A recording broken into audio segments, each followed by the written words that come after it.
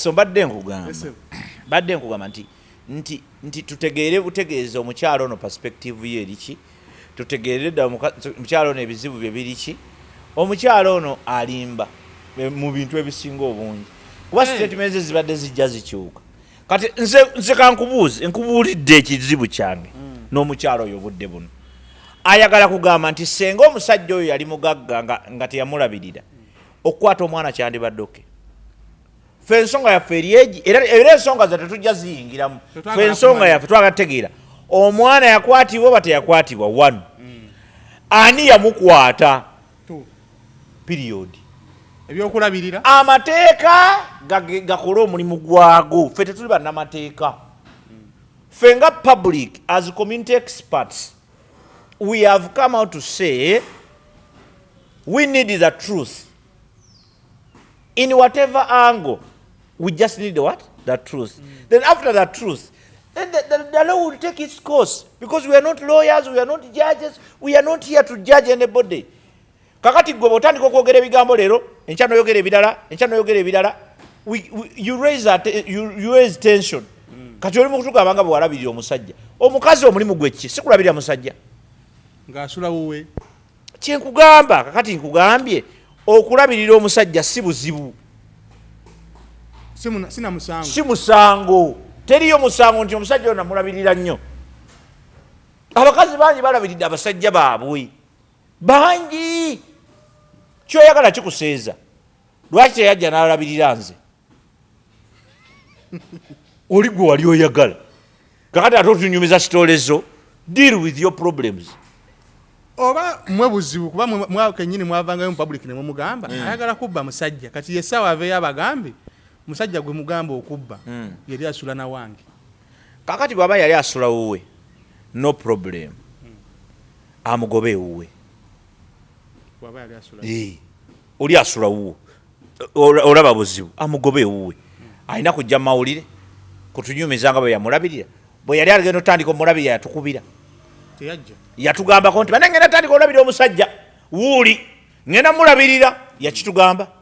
Kakati bwaba teyakitugamba. Omanyi ffe mu kyaki bwe tuba tugatta abantu bagamba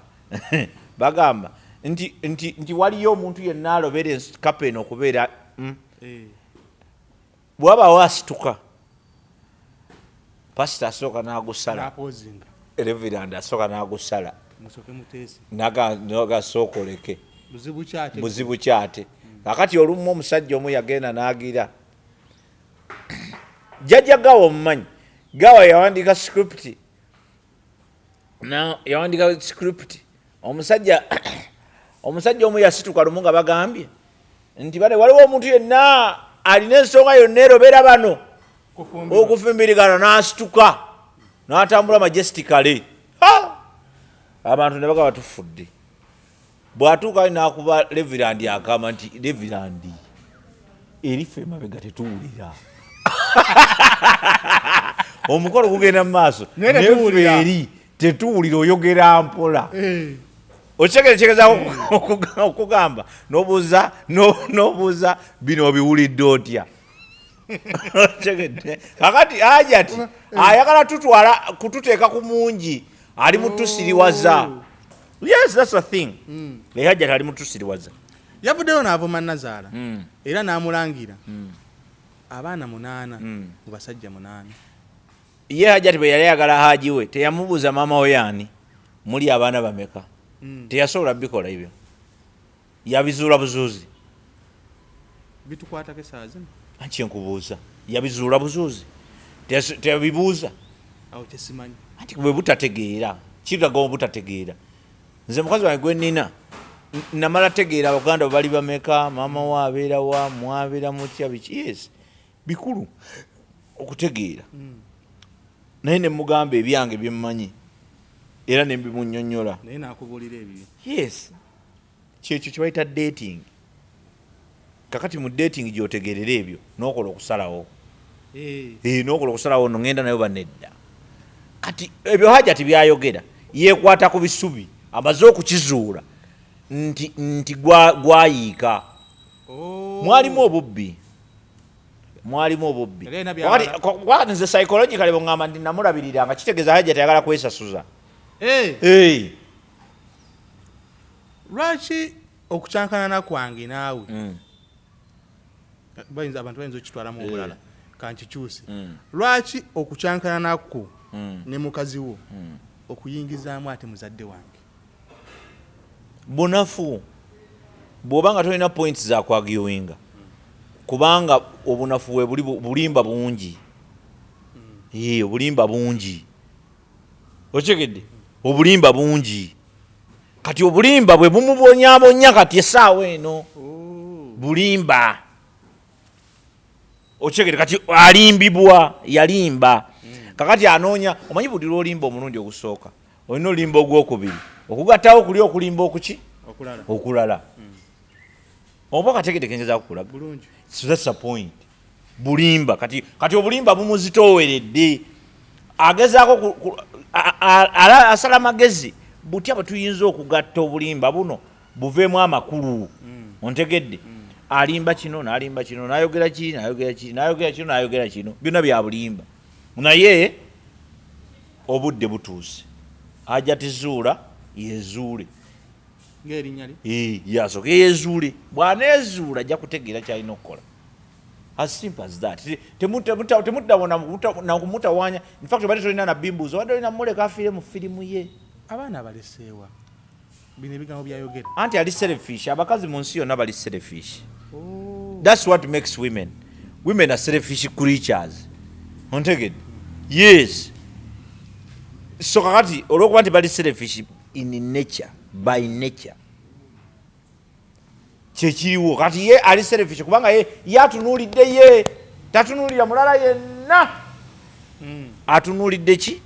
ye kuba omulala aba yagusaze dda omulala aba yagusala dda n'agamba atya nafiira mu firimu yange kansirika naye kati ali selfish ayagala kati yaddidde ensonyi n'azifuula obusungu alina ensonyi yazikutte n'azifuulamu obuki obusungu ensi emulabenga nti bambi omukazi bambi alina obulumi but it's a lie it's a lie ndaba ekikyo kuba wejje eyinza okitwala nabanga ekigumu nnyo ng'ekitwala wakino etwala kya Umaru etwala yenna egenda naye bebano bagamba nti binaye enkuba yatonye naye yageze n'abantu baffe basatu anti kati ate egenda kutwala ki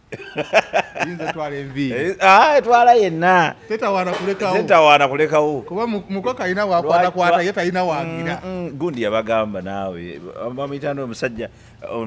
eyekyusiza mu kitinga embazi mukwano gwaffe nno kati sikyagala namwogerako bibi bamuyita Ronald Mayinja musajja mulungi nnyo ennaku zino wa mulembe yatereera era tukutumiddeko nnyo mwami Ronald Mayinja anti wafangoni nawe wafangoni nze siri wafangoni nze fangoni oli mufangona nze fangoni anti kati ffe twazimba structure za fangoni emeze entukuvu Mayinja kwali bulungi Mayinja kwali gundi kwali aluna abantu kwe bali bangi waliwo n'ab'omunda b'otasobola kutegeera wowe yagamba mbu ye mami wamu wamulabako ng'ali lubuto omuntu yeseba atya ku mwana nga teyabeerako lubuto maama we alina kubanga ali lubuto anti omuntu amala kuba na lubuto n'azaala era bwe musanga omukazi ku muzigo nga tabadde na lubuto ng'alina akaana muddukira ku poliisi nti bannange ono tabanga yabba omwana naye nga maama waffe kubanga omukyala alina abamaama ngenda okugamba awo omukyala alina abamaama kwegamba kimategezaako okulaga nkulaze perspective bbiri nti omukyala alina abaki maama naye ng'ate era olina okwegendereza ennyo ne bamaama kuba ne bamaama ennaku zino bakwegendereza tubuze ku bantu mwasuze mutya mwasibye mutya byonna gy'osinzira okutulaba twesiimye nnyo nange neesiimye okubeerako ssebo naawe ye ssebo omuntu ayinza okuba ye mupya mu maaso go nga tategedde wadde erinnya nze Samwiri Kalungi amannya ag'obuzaale ag'endagamuntu naye nina amannya amalala ag'obusungu nze Obote3 lindako wano wavaayo anti wano yaliwo nettu ne mumulabako firi temunnaba kumulaba kati yono mubonna lwaki Obote lwaki olowooza nti sandibadde Obote nedda nze mbuuza kusinziira ku ggwe kuba buseera bisinga omuntu Obote linnya it's just a name anti wateekako kali ka firi siri gite siri gireke mwami Obote muleke siri mwe mugenda mukiteekako nti siri naye ono Obote mulalamu ayagala Buganda tasobola kwefuulira Buganda teweefuula sisobola kwefuulira nze seefuula Katikkiro baadde bamuyisaamu eggaali mabegakaawo era nabanyiigira Katikkiro nno is one of the best in fact olaba omusajja oyo omusajja tabangawo mu Buganda tefunangawo ku musajja nga Charles Peter Mayiga oba omusajja oyo yasoma ki nze neewuunya si looya kati omanyi waliwo omuntu nga looya naye gwe olaba abalooya bangi betulina okyegedde gwe bakolanga ye baoperatinga nga ye omusajja amanyi kye bayita business amanyi management to the fullest he's a true manager olaba ya managing emitwe gyammwe wano nga mwepaakira kabaka twagala kabaka Charles Peter Mayiga namutya era omanyi nze omuntu nze omuntu simwagala bwagazi from nowhere mba n'ensonga lwaki mwagala Charles Peter Mayiga ow'ekitiibwa ennyo in fact alina kubanga ayitibwa wakitiibwa ennyo Charles Peter Mayiga nze natuuka ku level ekkiriza nti omwami ono alina okuweebwa ekitiibwa ne tuba n'abasajja ng'oyo mu Buganda ne bwe babaamu 50 tuba balalamu Buganda ebeeteredde si kutereera teri kifo kiteredde teri nsonga eteredde lwaki ffe tubyagala sipiidi anti kati bantu butamanya omuntu teri kintu kitaba na process okyegedde ne bwoba tewali kintu kitalina okutereera mu mbeera yonna oba okulaakulana oba kiyinza nasoma community development is one of my degrees naye nkugambye nti enkulaakulana oba biki byonna bitambula mu process ate byonna era bitambula mu kutwala obudde bwabyo they are not events tebigwawo bugwi tebigwa bugwi they are not events it's a process kati abantu abasinga ebintu ebisinga ebikakayanya bibakayanya lwakuba tebamanyi process bwe zina kutambula oli najja n'ageraageranya Uganda ku America ontegedde kubanga yavudde Entebbe n'alinnya ku nnyonyi n'agenda mu America n'akomawo n'aboggola bannange ffe tubaki naye n'omubuuza omanyi history wa America ngenda okubuuliza okimanyi Uganda yali esinga Dubai mu biseera ki ebyedda anti nkugamba kakati process zino ziri bwe ziti process olw'okuba nti process sometimes zibeera sabotaged by so many factors okyegedde process y'okubeera omulamu kyovola nti omukazi bw'abanga agenda okuzaala bino bebabeera n'embuto somaye baga olina abaana naye mukyalawo waliwo watu bwe wamukola olubuto tewadda buzzi wali n'ogamba nkumaze kati kaninde omwana wabangawo sleepless night ne wabaawo omusujja gwankuttemu tugende mu ddwaliro ne wabaawo tuddukeko mu ddwaliro ne wabaawo musawo yagambye tukole sikaani tukole bwe tuti so those are all the processes kati buli lwe mulemererwa okukola bye mulina okukola omwana ayinza okuvaamu kakati ffe Uganda waliwo we twasuulira naye ennaku zino abavubuka tubikola anti kati abavubuka oba tubeera mu revenge gwe mulimu gwaffe gwe tuliko okusomesa abavubuka nze siri mukadde nnyo ndi muvubuka kati olw'okuba nti ndi muvubuka nze nabuuka mangu kyovola bogwange gwakutegeeza abavubuka abato waliwo omanyi bwe obutuka mu myaka aga oba ofuuse omuvubuka okyegedde but that is a very dangerous age ontegedde nti webale nnyo naye nga tolede ofuuse omuki omuvubuka kyokka towe emyaka 38 naye muvubuka anti nkugamba balamusi minisita w'abavubuka oba tokimanyi omanyi okuyomba okuli awo bagamba emyaka egyo neno banga gwe wabavubuka naye ng'ate naye tosobola banenya lwaki because no mukadde nnyo nga President Yoweri Kaguta Museveni yaliko omuvubuka kitegeeza he has better experience okitegeeza kugamba so either way you give them a chance because they are very scientific mu nkola gwa arguing nti oli si muvubuka yatufuga oli mutuufu naye ate n'oli akaddiye yaliko omuvubuka naye mutuufu ochegedde and is in better position than you because ye obuvubuka yabuwangula gwe toli sure oba onaasobola otuukayo anti oyinza okufa nga oli wa myaka 24 ochegedde olina 2 kati wekyanga kyaka lwaki ffe tebatuwa buyinza naffe n'ofiira ku 25 owa 25 yali badde waawo ochegedde bulungi nnyo so it's not really about age, it's not really about nze ntunira results kyeki kyembale ngamba Katikkiro nti nze Katikkiro nga bakamuleeta nali simanyi nti ajja kukola nga bwakoze ontegedde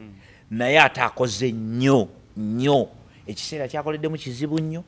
bamunyigiriza nnyo okuviira ddala munda entalo ziri eri ddala okuviira ddala munda gwe bulwala bange entalo wabweru omanya ziri munda ezisinga obungi ate munda kiba kirala okuviira ddala munda ne bamulwanyisa paka kati waatuuse nti ashepinze Buganda n'agiteeka ku level ukwelina okubeera olwaleero Buganda ndaba emmotoka za bulaka zikawundo ez'abagundi ez'abaweereza ba Kabaka nze tumanyi bwe kinsanyusa okubanga nvuga nti emmotoka nendaba akabonero ka Buganda nkayitawo bwebati emmotoka eyiseewo egenze I mean ne central government egaba obugaali naye bwebanga Kabaka agaba emmotoka abantu batuukirize emirimu gy'Obwakabaka I mean ebyo byonna tubyebaze then bwetunuulira omusajja oyo ekintu kyeyakola kyemusobola okukomendinga nga musajja Katikkiro si wakusaaga lyengeri gyakontrolinzeemu obulamu bwa Kabaka emyaka egisusse 2 wabaddewo embeera y'amaanyi nnyo pressure ebadde nnene biki nga olumu nga manyi okugamba naye baaba ono gaayi ochegedde kakati essaawa eno okuba nti ffenna tuli ku peegi yemu tugamba nti Kabaka waffe bw'ali ateredde ebintu bitambula bulungi jjo twafunye emessage okuva ewa Kabaka wagirabye omuwala gye yasomye kakati that's where we are kyobola wagenda kuva abagamba lwaki muwala yasoma ati kakati abo baddembe naye kati yo onakulaze nti we are going forward gwe yogera byoyogera ffe tugenda maaso and that's a attitude abantu balina okuba nayo ne bwoba oli ku muzigo wakawuwo oli kayogere byayogera genda maaso because at the end of that day bw'obulamu bwo bwe bugaana oba bwe bukkiriza buba bubwo naye lwaki abavubuka buli kimu tukiwakanya okumanya kutono mu bavubuka kumanya kutono kyekitukuba kumanya kutono abavubuka bamanyi okumanya okutegeera kutono olw'okubanga bamanyi ebintu bingi ebitabagasa gwe tulina abaana bamanyi Arsenal yonna okuva ku coach paka ku bolo boy ontegedde naye ng'ate omuntu ng'oyo era still omuvubuka oyo yennyini tamanyi na business gy'ayinza kukola mu kitundu mwawangaalira nga tamanyi kukola kale chapati omuvubuka oyo yennyini nga tamanyi kukola chapati oba nga bamuwadde amanda n'omuwa amanda n'omuwa essigiri n'omuwa buli kimu n'omulekera emmere ali ekikomando ontegedde bulungi nti osobola omuleka ewaka n'omugamba nti ŋŋenze ettooke liiryo kawunga kaako gundi yiyo amanda gaago buto nyanya ne biki n'omusanga yalidde ekikomando mbusima yefumba byankalubiriza nga ndaba bijja kunsumbuwa ate enkuma essigiri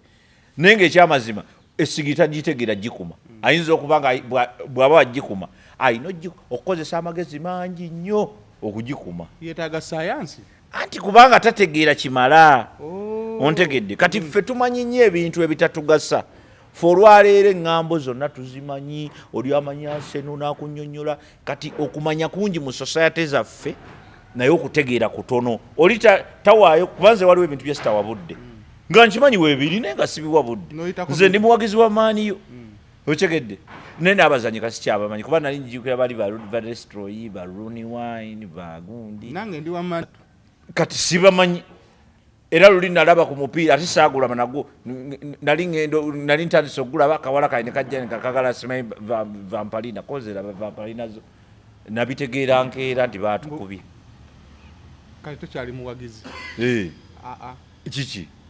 onyumirwa bunyumirwa no mpagira maaniyo era tusawa era nze ngenda kulinnya ennyonyi ngenda ebungereza ngende ndabe maaniyo simple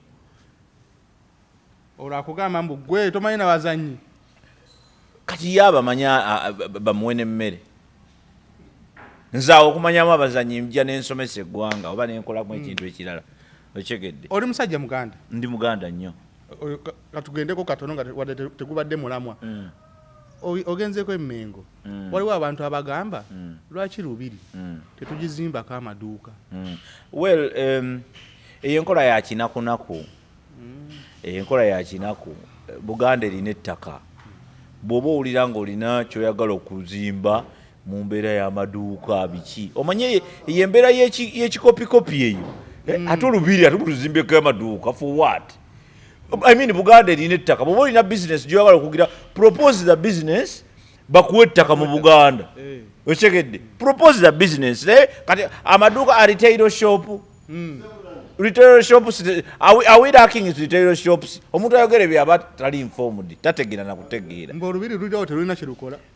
olubiri terulina kubako kirukola ebiri wabweru w'olubiri bebirabirira olubiri that is the order okyegedde kati ekitavamu kabagamba ne kabaka bamuwa omulimu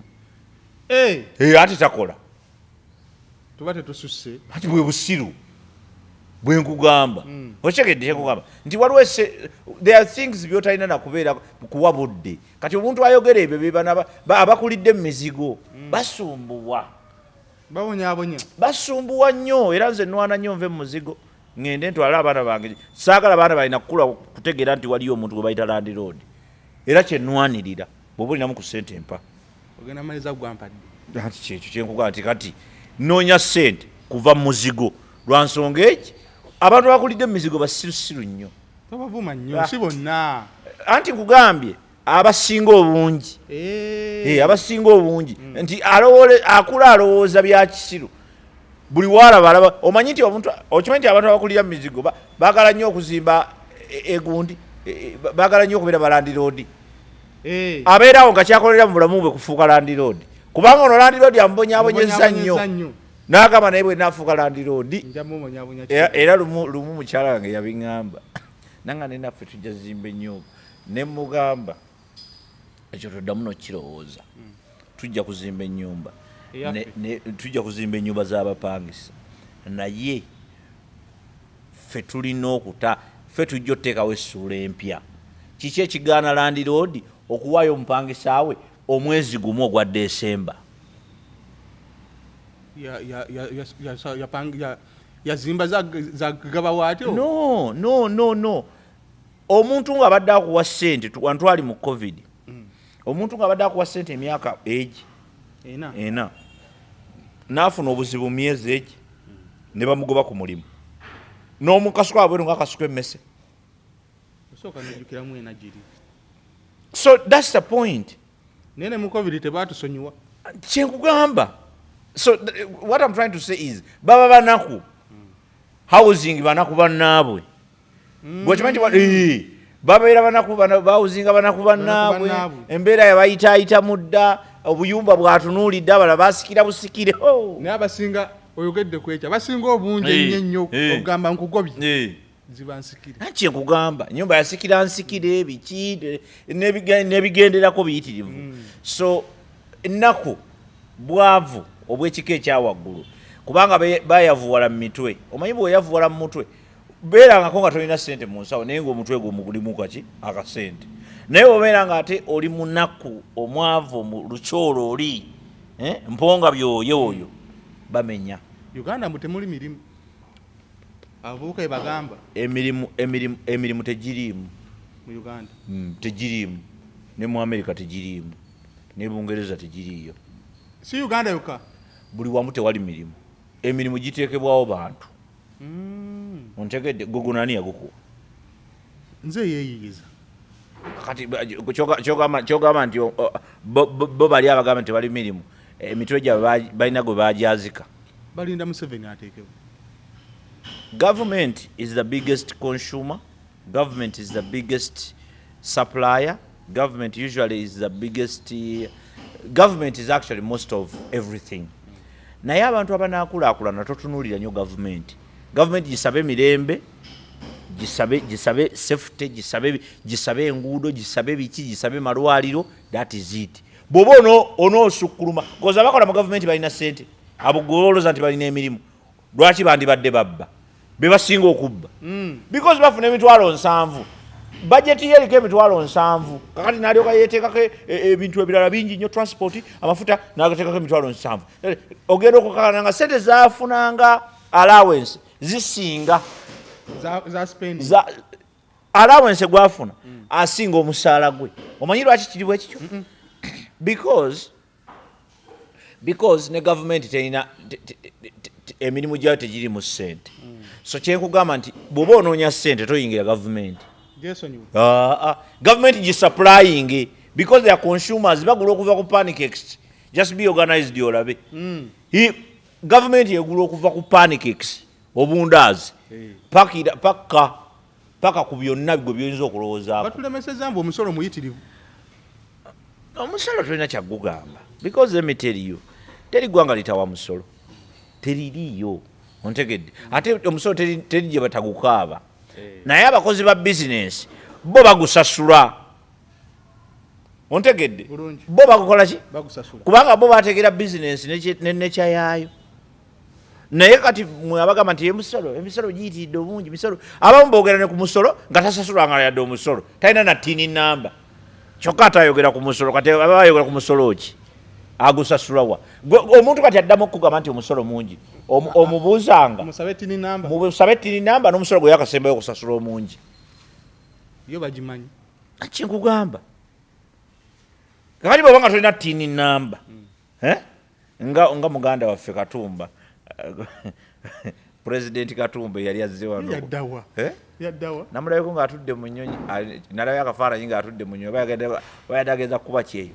yagenda okukyala simanyi mu byonna era kyeyo omuntu yenna agenda ebweru aba ageza okuba kyeyo yagenda ebumulamu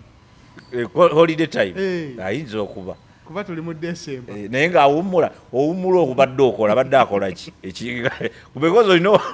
tosobola kuwummula manga nze bwe mmanyi nti oba okola ennyo owummula akati abadde akola ki wano wonna okulabika tulaki tumulaba agenda kuwummula kokka nga tetumulabe ng'agenda atuweeko akafaananyi ng'ali ku mulimu kikulu nnyo kikulu nnyo nokanzibanize wano wenkolera ku jobu yo wali Bobi Wine we yagamba President Material talina kugiraagira nnyo waadi keka mbabuulire ekintu ekimu ekisinza okutawaanya abantu. Any leader must be exemplary. Any leader must be exemplary. Kyekigenda okugaana abantu abamu okufuga ng'ate amaanyi bagalabako bagalina kubanga they are not good examples in the society. Wekigedde kikulu nnyo ekyo olina okuba exemplary. Museveni yabeera mu nsiko emyaka ng'agaaya muwogo akola biki ali mu nsiko kyusaamu ng'ali ebintu byaffe yabajjajjaffe nga baba bimuwadde. Nze jjajja wange y'omu ku baalwana yamuwanga emmere tebyali byampaka temwali mu mpaka yamuwanga. They were convinced nti is a better president and indeed he has been a better president. Wow, he's not the best but he's better. Uganda is better than before. Yes, abantu abatakimanyi basobola okwogera naki but Uganda is better than before. Omanyi kano akagambo ke bagamba mbu walya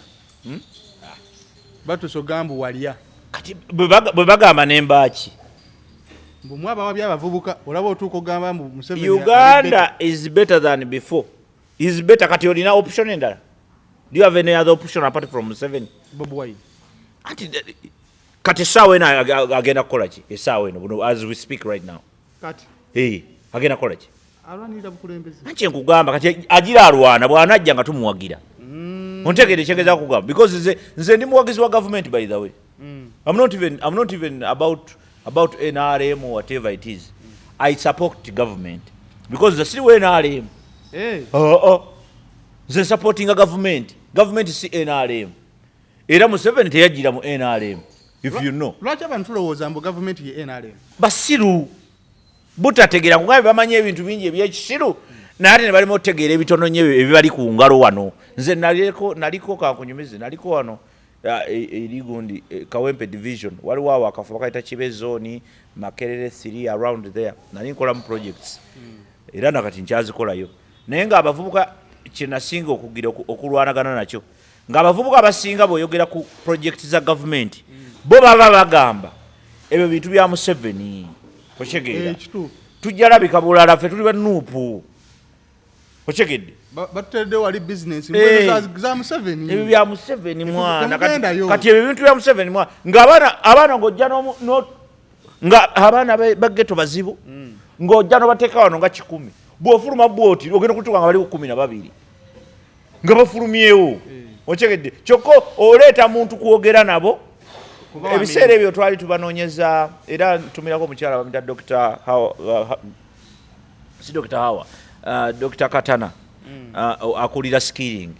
twali tubasabye nga tubagamba mutuweeyo naffe omuki omukisa abaana bano bajje bayiga ebiki ebyalaani biki abayiga gundi welding water biki plumbing ne twala tugende ebyemikono kuba mu ghetto nga mwebali kane batuwa omukisa gw'abaana 10 naye muganda kunoonya abaana 10 wabafuna nabafuna ne bayingira naye bavaayo bakola kuba bayitako 6 ku 10 naye abamu kwabo 6 bayitawo 2 kati basomesa mu skilling bafuna akakadde k'essente nzaani akampa tewali abo kwabeera abo waliwo abakolera ddala amaduuka g'amasimu biki bwe butyo ne batandika batyo in 2 years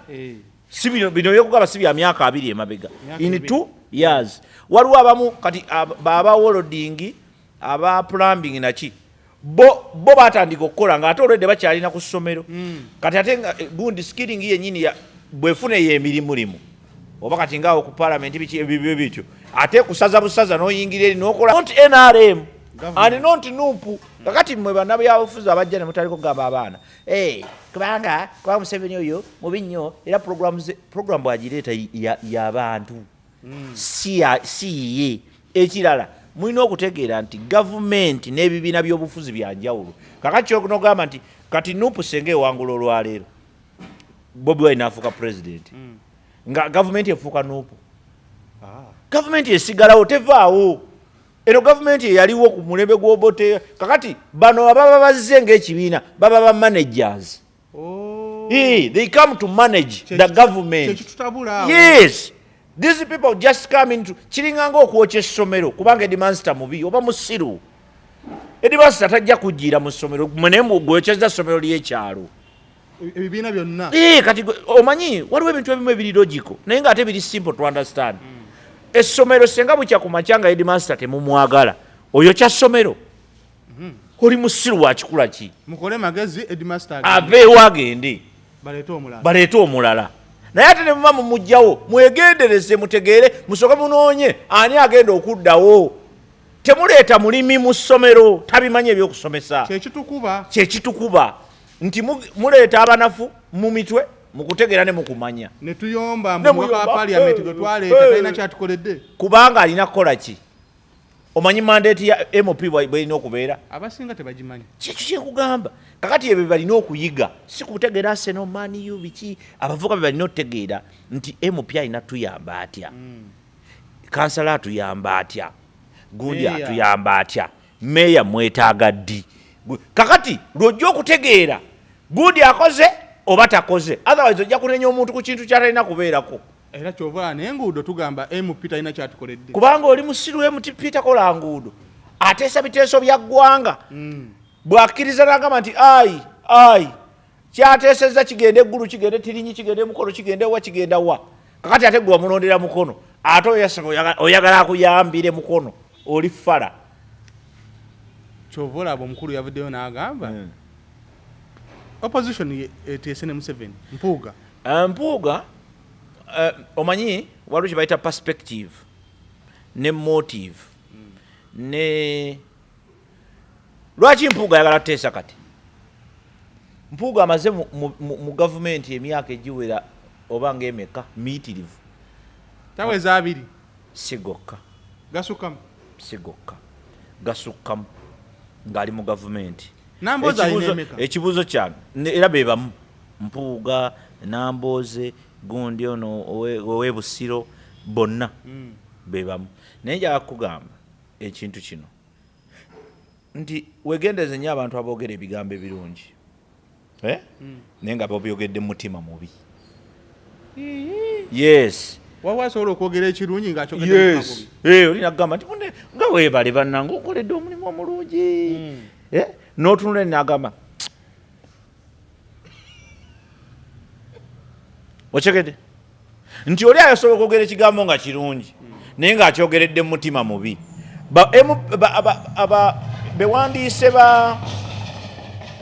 bewandiise bannabyabufuzi baffe kye basinga okukola ekyo boogera ebigambo birungi nnyo okuwulira naye nga babyogeredde mu mutima mubi tujjako Museveni oyo mubi n'obagamba lwaki alina sooka kuba mubi kyogamba bwe yandibadde omulungi teyandivuddeko tusooke tutegeere omukulembeze lwaki yandibaddeko ebbanga eddene ontegedde lwaki ki ekimuleetedde okubeerako ebbanga eddene ontegedde kubanga leka tuleme kujjawo bantu kubanga babi omukugaba tulina ekizibu ekyo tusooka nafuya kubanga bano bayaaye bannabyabufuzi baffe bayaaye si batuukirivu si baddala naawe si baddala bwe batuula ekiro babeera bonna emisana ne baawukana balinga ffe bwe tubeera mu theatre bannabyabufuzi bwe tebali kakati ekyo ekyokuteesa ne Museveni kankubuulira ekintu kimu omusajja okumanya munnanfuusi wa bbaluwa Mpuuga Honorable Mpuuga emyaka giri egyayita emabega wano kankubuulira abantu abamanyi okuzannya ebyebufuzi ate nga bazannya ebyebufuzi ebyaddala omu kubo sijja kubuulira bangi naye omu kubo bamuyita Norbert Mao yakyuka gwe tolowooza nga bali ab'emitwe eminafu okukyuka kyeki yava mu kibiina kino nadda mu kibiina eri olwo oba okyuse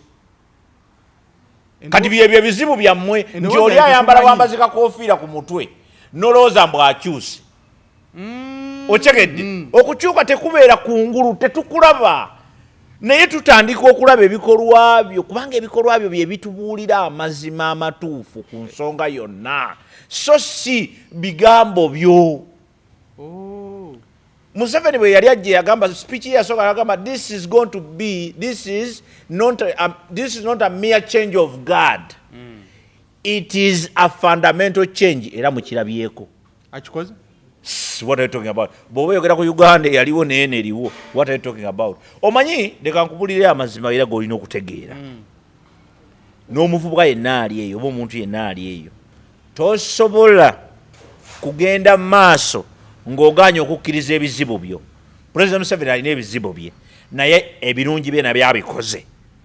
kati sooka otegeere ebirungi bye bibadde biruwa ebizibu bye bibadde biruwa kikuyambe okukola analysis ennamu okukola decision ennamu naye teweebikka bwebisibu oti ogambe nti nze kubanga yantama aluddeko nnyo are you out of your senses otegeera bulungi gwe point yaffe eyeesigamye nnyo aluddeko nnyo so anti kakati ye problem bw'alwawo abewa tolinayo jajjawo mulina ow'ekina genda omutte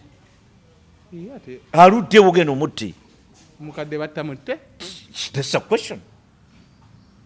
twebuuza lwaki aluddewo ffe banafu nga baamini tebaalwawo kyogamba amini yali munafu yali munafu lwaki bamutwala talinnya ebyafaayo byewoobirunga lwaki bamutwala talinnya ffe tuli batiitiizi si kuba batiitiizi tuli banafu emitima tugirina emitima tugirina naye emitima tugirina naye sonyamu katono emitima tugirina but in a wrong direction ontegedde omanyi waliwo wobeerera walabako ku firimu edda twalabanga firimu zaba Vietnam kati firimu zaba Vietnam mwabeeranga nga Vietnam tebuggwayo bwo otegedde nga babukuba nga bwongera kujja nga Vietnam tebuggwayo nezaba ninja nebo ninja tebwaggwangayo nga ninja tebuggwayo bubulaka ninja nga tebuggwayo omusajja akuba buno jeti nakuba buno naye nga tebuggwayo batulimba nnyo nabo the perspective is walabanga omumerikooku nakuba 10 nalumba oba bali America nga banna ne bagenda ne balumba base ngerimu obujapani obuvietnam obuchibu nobwambalo obukofira zinezagundi obwalawundi ne bakuba omu bwati nakuba bonna nabakola ki nabamala okati ye Museveni nti buli ekyabukubyanga it was a tactical so politics is tactical politics tali siwa kinyumu siwa amaanyi siwa wewe ebyo birungi eno mu mobilization naye bw'otuuka okuzanya cards olina okuzanya cards ennamu mbadde nkubuulira amagezi g'omusajja gwe bayita Mao yajja n'agamba naye tuteese ne Museveni ng'amaze okitegeera Museveni si mwangu tuteeseemuko naye tulaba tubaako kye tugabana ku buyinza bwe tubeeko naffe we tumunyigiririza okukola ebyo bye tukola ki bye twagala mwakikkiriza bampuuga baakuba Mao mpuuga yennyini kye kyajja mpuuga mugundi mu DP okugenda mu nuupu ne nuupu yennyini ogenda mu nuupu ng'oli amaze baga atuteese anti oli bali bamuwadde n'obwa minisita otegedde mu gavumenti ya Museveni era ne bagamba nti ekibiina kyabwe akitunze kakati ye mpuuga tayagala natunda kibiina kimu ayagala tunda opposition yonna kikitegeeza in that perspective kuba ayagala opposition yonna eteese ne Museveni okitegeeza kugamba kitegeeza ki nti bano abalina ebyobufuzi ebyekiboggwe be batuzizza emabega senga kino mpuuga kyayogera kati yakitegeererawo Mao yakimugambira senga okuteesa kwandibadde kubeerawo dda kitegeeza byandibadde byaggwa dda olinga alagamba Mao we yabagamba ne bagaana ko ye kagendeyo ye bwe yabagamba ne bagaana ne beekandagana okwekandagana ne bagenda mu nuupu dipi ne bagirekawo ne bagenda mu nuupu anti bagenda mu nuupu ate nuupu ne bakola yera stiro akabinja ka anti nkugamba nti bava wano nga boonogamba nti omwana namugambyeko ebigambo bibiri n'atambuka n'adduka agenze kwepangisiza kakati ate obupangisa bumulemye atajja kusaba rent akugambira ddala ebigambo enyibe bamugamba nti muna rent onoomusobola ontegedde kakati ate byagamba nti dadi ne rent nga muzibu kitabuse n'omugamba kati oli musiru nsagamba otegedde kakati you're taking us back kati politics ono gwe bazannya ow'ebitege yaleeta bino ebizibu nti ekintu mukyogerako last year ne bakikuba ate next year ne bakireeta nga new project otegedde ebyo bintu byadda twabyogera dda bane tuteese ne Museveni tugaba n'obuyinza ebyo babyogera dda bano benyini ne babikuba kakati essaawa eno mutugamba kati muddidde bannayuganda mubazanyisanga tena kubanga ekyakyankalanya mpuuga Betty Nambooze n'abalala okuyingira nuupu yali mukulembeze waki wa DP Nobert Mao kuteesa na Museveni kakati ate musesema bwe mulya kiba tekisusse anti osesema ate n'obirya mwaga okigezaako okugamba so the logic is bano baddira politics ne bamufuula a business kuba ne Museveni yategeera obunafu bw'abantu namanya nti politics muteekemu sente nyingi ng'okimanyi nti olwaleero ekyobugagga kye tusinga okuba nakyo our main cash crop is politics abeeno tugamba entertainment tusirwaliremu omanyi omuyimbi lwafuna milioni 10 nekyaba ataddemu omanyi wofunira milioni 10 owendongo omanyi omuyimbi wakeera ku makyana gaba nfunye million 10 omanyi byaba ataddemu bingi naye olwaleero kuboggola buboggozi n'ovuma Museveni n'ovuma gundi n'oyingira parliament n'ofuna 6 oba ontegeera. So it is our main cash crop today. Mpuga tuvuga tutwalawa mpuga yevuga yekka nze sirimu talina bamugoberera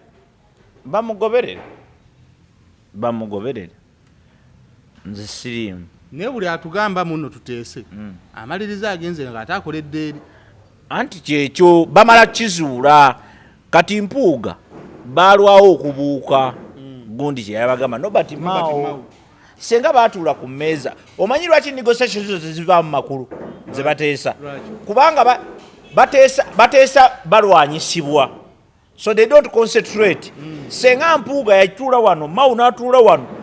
Mabike n'atuula wano Manamboze wano ne batuula ne Museveni those are enough brains to negotiate better nti ono kyeyerabidde ono akijjukira ono kyeyerabidde those were enough brains to give you a better version. Ontegedde ne kati oli omu oli maaso ga Museveni n'enjala ekuluma ne wakaloti bakubanja kyasooka okugamba bangamba nti bwogenda mu State House osooka n'olya basooka ne bakuwa emmere bulungi teri kibinga ku negotiating ng'okkusa kuba ogamba wampeeredde emmere omusajja andidde emmere ye.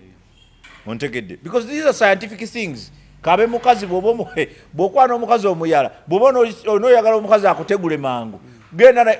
nga temunnabakola kintu kyonna muyingize restaurant asabe byayagala olumalawo aba amalawo bwati n'otandika omugamba ebigambo buli kigambo aba akiwulira ontegedde naye kati challenge ereerawo nti gwe kati ojja osanga omukazi ng'omanyi bulungi nti muyala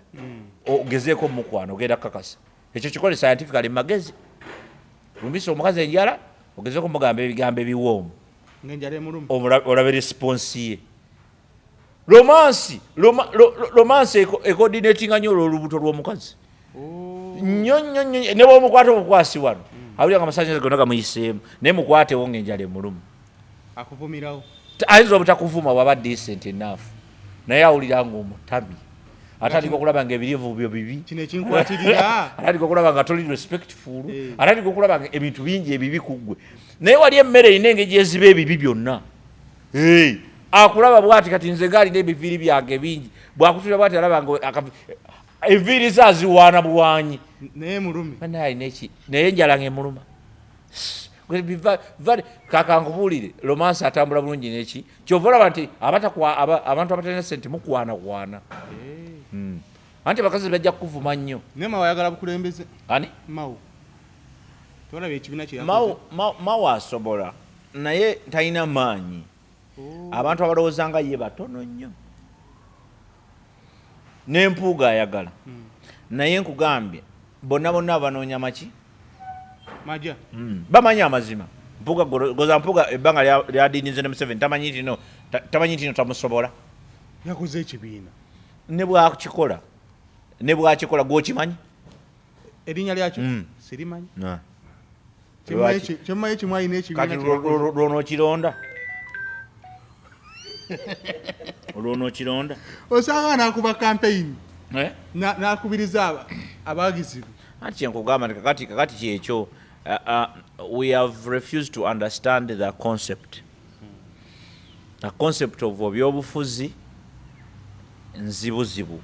ku bantu abasinga obungi mulina okutegeera nti ebyobufuzi bino byakajja bipya abantu tebabimanyi not 19 but around Uganda for example leka nkuwe perspective ya Uganda etandika okutegeera nti nno omuntu balonda president about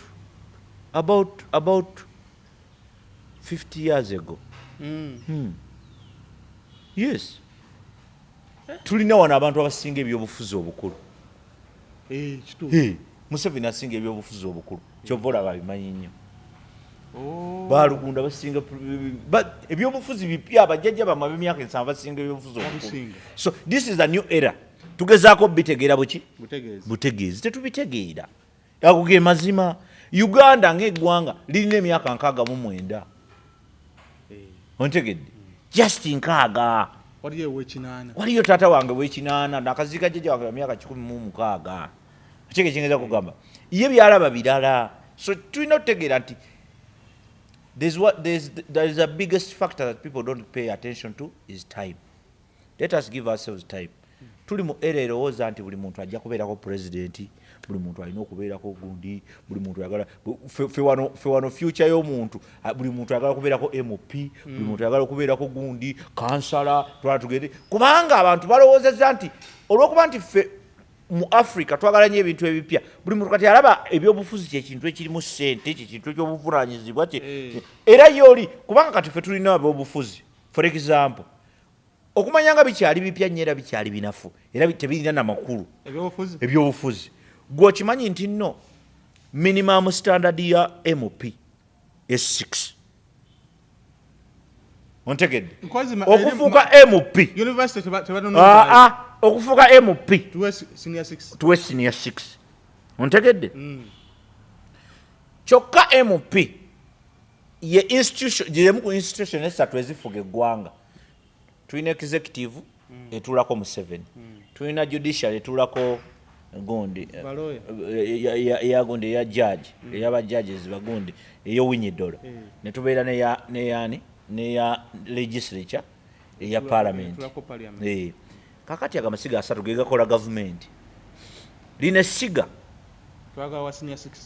senior 6 naye line siga lino lyolaba lya parliament era legislature lyeriteesa amateeka ontegedde agasasula abasawo abasoma paka ku university nasoma emyaka emeka 5 abasomesa abasoma paka kakati tebereza omusajja ayasoma paka ku S6 omukugu oyo we6 omukugu oyo nga bolaba zaake omukugu oyo nga bolaba bagundi abona nalyoka ateeseza omusawo doctor myaka 5 yasoma emyaka 5 ng'asoma kadiguli akamu jukira ate amala n'addayo oba ontegeera kakati kitegeeza nti this is a mess in our society. We still need time to fix all these problems because these are big problems. They look small because we don't pay attention to them. Naye omuntu akuteeseza amateeka teyasoma ate gwe wasoma ekyo kiyinza okukola olina okugawuliriza kubanga ate ge gafuga okyegedde yakuteeseza omusaala owesi 6 omusaala gwo gwe gwofuna dokitaali ate owesi 6 yaguteesa eno twere tukubangayo toki yes kakati tekikola it doesn't work tosobola lecturer asomesa ku university senior 6 yamutegeereza owa senior 6 yamuteeseza kitegeeza nti obuzibu tulina bunene owa diguli egi emu etaliko na certificate ate nga yali pass diguli yamuteeseza tokubyewo nnyo ati kubuulira nedda buli omwaka anti they are working in public offices buli MOP akulaga empapula ze diguli buli MOP kale buli yeyesimbawo akole wano mukatono mukaita mutya wano mukatono atekewo result slip kubuli kipande kyakubye ekyagundi ekyokwesimbawo ateekawo wona akatono wansi akole mu result slip anti kubuulira era kati gwe ng'oyagala okutereeza eggwanga lino kintu eki kwata palamenti obagambe nti kakati mugenda kuba mufuna emitwalo 27 anti oteeseza ggwanga ate eggwanga lyo lwaki tukusaswa sente empitirivu ezo olina gy'olaga oteeseza ggwanga si ggwanga lyo fe wano tetuteesa ani atusasitula oteeseza ggwanga ate eggwanga lyo bakuba emitwalo 25 ojja kutandika ojja tuba mu disitulikiti emu nga babayigga buyizi babi wesimbewo musiraamu tuyambe bwezimbewo nga badduse bonna era politics awalaga abantu bagenda because Museveni kano ka tactic ke abantu balina okitegeera nti Museveni naye mu musaasiri ayagala obuyinza olw'okuba nti ayagala obuyinza politics alinga bya mipiira n'olina bagolo 8 tosobola gamba nti katubeyo naffe katwetebeye munaffe olwokuba tumukubye nnyo bongera ku defendinga kati yo Museveni nti Museveni yamanya obunafu bwammwe ssente kazibawe nga ye bwafuga biliyoni 3 gundi asobola okubuulira omulimu gwe yakola okugenda okukola omukolo gw'okuzimbawo ekibiina kye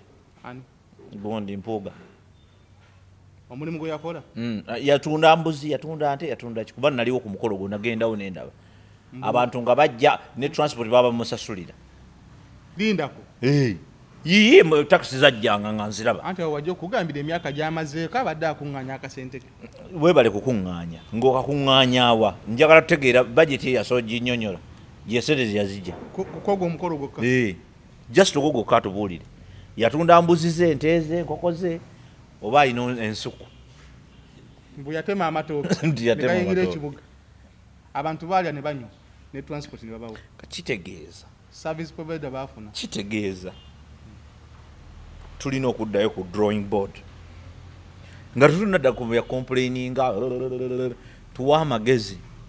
ontegedde eyo parliament yeetaaga kugobamu bantu period keera ku makyo bagambe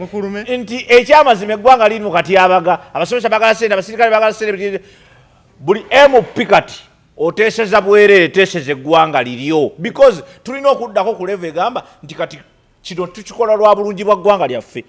tukuweyo emitwalo 20 mwegi togenda funa ogenda kunoonya parliament ejjameramu omuddo tojja bafuna ejjameramu omuddo otandika okwegayirira abantu nga kati tujja tandika okufuna abensa kati ekyalo kitula nikigamba naye mwami gundi yaba tuteeseza bannange kati ne bwaba teyasoma bo bamanyi nti wansa because they are scientific bo bamanya nti omusajja ono ebintu byakoze ku kyalo bitegeeza nti senga aba atukuttemu asobola tukolaki asobola tuteeseza ono gwe tutwala gwe nojja n'ebitabo byo ng'obyetisse ku mutwe nasoma nnyo bagamba nti musajja yasoma naye musirusiru talina magezi tategeera okyegedde omukulu ono aba atambulira mu katabo ka munywanyiwe ani Mpuuga oba ali mu katabo ka Bobi Wine kuba oli yatugamba tuteese ne tugaana kyokka noono kyekimwaze n'atugamba tuteese yabba katabo kooli anti kubanga nedda ono jasi mulema manyi bw'olemala obwongo ebintu ebimu obiraba leeti otherwise senga ekyo bakikola dda nga kyaggwa dda kati tubakooye get the hell out tubakooye get out mwe lwaki mmwe muteesa mumwagoteesa ne Museveni muveeyo because olemereddwa ontekede bakodde obwa MP emyaka gyonna obaddeko mu bukulembeze nobeerako leader of opposition obadde byonna katatu kyo kyayagala kyogaba position esingayo kuba ennungi mu kuteesa ne Museveni ng'oli leader of opposition yagibeera kati ateesa ki get out ye oli yali yakola ki kyenkubuuza kakati nkugambye wali mu bufumbo emyaka 3 ng'omira piruzi okyegedde ate kati omusajja afunye omukazi omulala azadde ate agamba naawe otandise okusindika amannyo nange nzaalaamu naye kangende nzaala oli musiru wa kikula ki musajja yanoonya omwana nga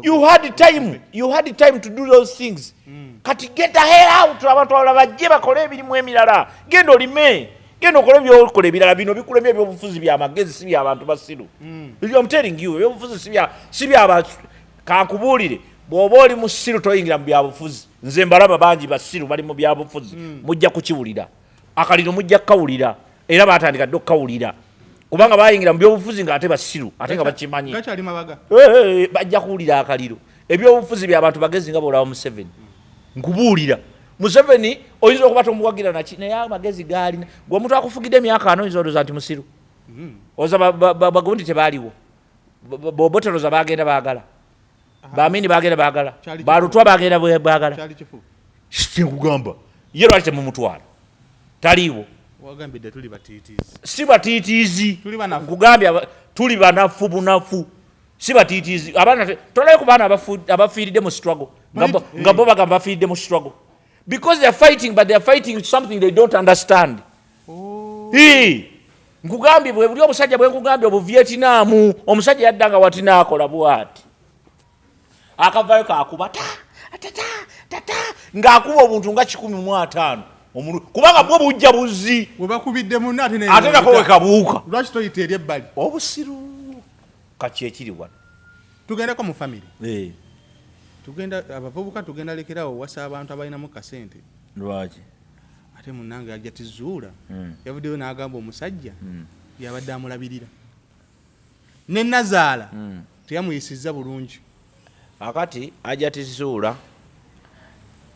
wegendezanga nnyo amannya gwe mutuuma abaana bammwe ye Zuula sikyo Zulaika gwekimanyi tanayezuula naye kennyini naye nnyini akyenoonya ngugambye nti mwegenderezanga nnyo amannya ge mutuuma abaana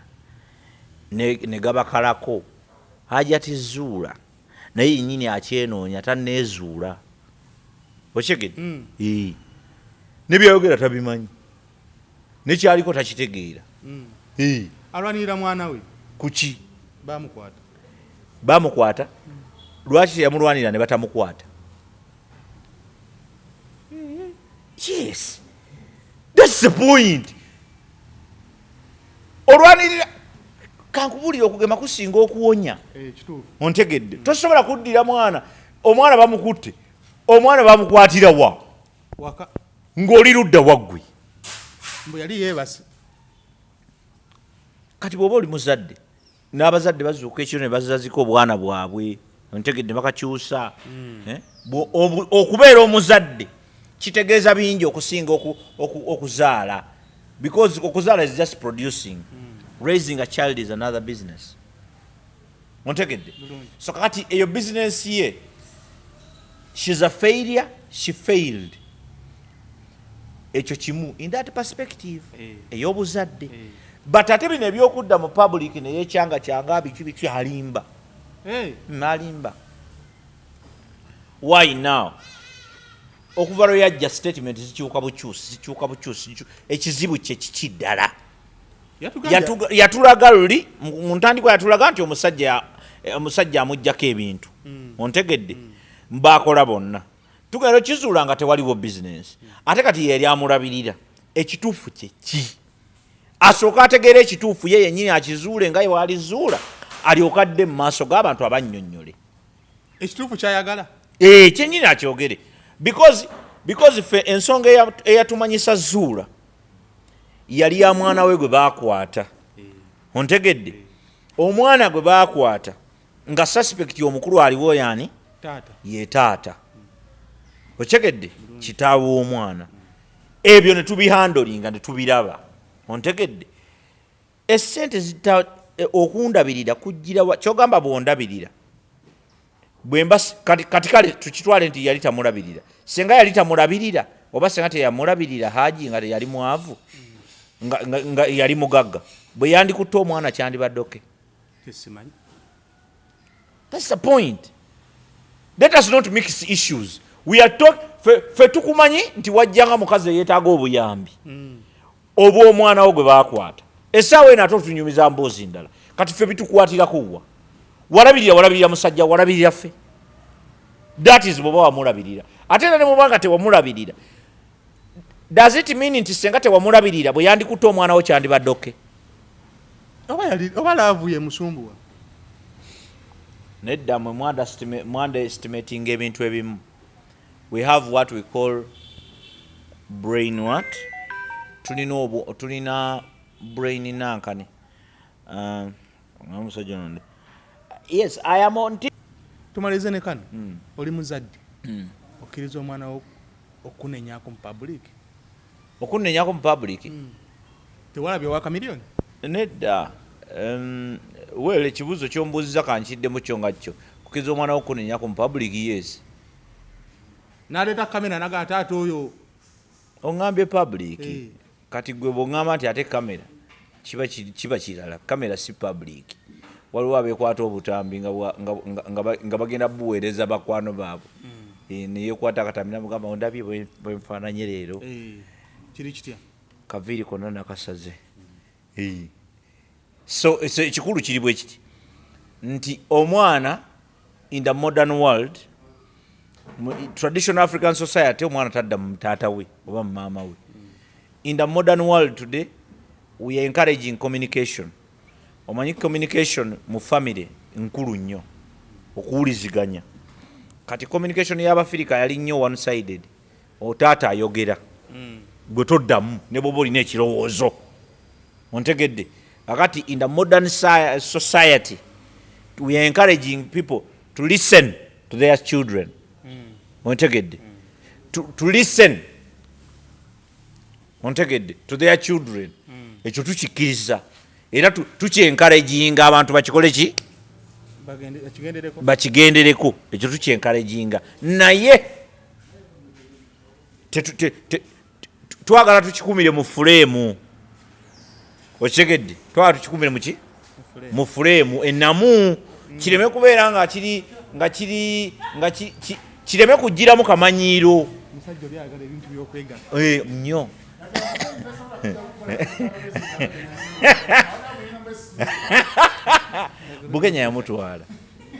Bukenya yamutwala ate yamubba ku oyo tanywedde mwenge yere Kalungi anti kakati bwanywa omwenge it is okay okategedde bulungi oba ayanywedde omwenge it is now kyenkugambe kiri akamanyiiro ontegedde as long as it doesn't communication is okay in the family as long as it doesn't cross the what the line bw'otandika okuŋŋamba nti taata anywa omwenge ugwe bino tebikwatako waliwo bataata bafe abanywanga sigala naye nga nebakusanga okutteka filita kakubye emiggo egyagala okutta ontegedde naye ate ye nga amunywa kakati kitegeeza nti you don't cross the what the line gw'oli mwana nze ndi taatawo period n'abamwetoolodde gwe byogamba nti abana abamwetoolodde kubanga era bamwetoolodde nnyo abamwetoolodde gwe you don't choose for me friends because bo bamufunamu naye abafunamu kyova olaba ali nabo ontegedde si musiru ontegera kyeneza kukugamba so balemeku ate omwana tomunenya omwana si yayogedde maama we yayogedde yayisemu ye lwaki entalo zaffe tuziteekamu abaana anti kubanga zirina jjukira buli muntu bw'oba olwana olutalo gwe kyoyita olutalo olina okunoonya kyebayita ally who is your ally ally we yaani nti nze nina ally wange ye gundi buli muntu alina abamulwanirako maama tapise nnyo